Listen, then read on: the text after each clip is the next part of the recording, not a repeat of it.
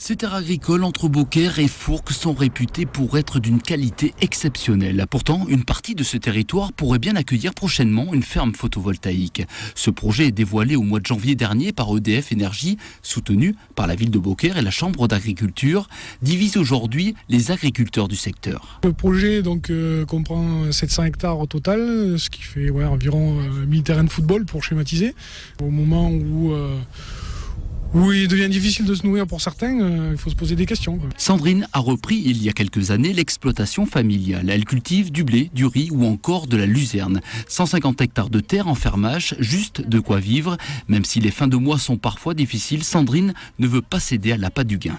Je suis outrée qu'on joue sur la misère agricole pour proposer à certains agriculteurs une porte de sortie financière. Et alors que j'aimerais qu'on trouve d'autres solutions pour le milieu agricole. Et en fait, je suis outrée que toutes ces terres-là partent en photovoltaïque au sol. Parce que je ne suis pas contre le photovoltaïque, loin de là, mais pas dans ces terres-là. Aujourd'hui, EDF Énergie, initiateur du projet, promet de reverser 3 000 € par hectare par an sur une période de 25 ans aux propriétaires de la terre. Alors que dans le meilleur des cas, un hectare de terre cultivée ne rapporte que 300 € par an. Alors certains agriculteurs du secteur se sont laissés tenter. On n'a pas tous les frais, le gasoil, l'engrais, tout ça. On n'a pas les aléas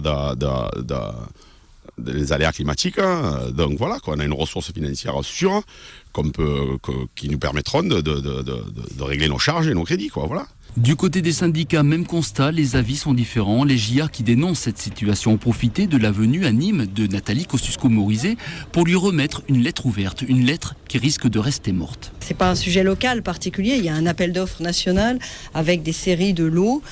Simplement, sur ce projet en particulier, il y a manifestement un désaccord à l'intérieur de la profession agricole entre jeunes agriculteurs et FNSEA. Il faut qu'ils trouvent à réconcilier leur point de vue, c'est pas à moi de trancher entre eux non plus. Quoi qu'il en soit, aujourd'hui, le projet est soumis à une enquête d'utilité publique consultable à la mairie de Beaucaire jusqu'au 25 novembre. Le préfet pourrait rendre sa décision début janvier 2012.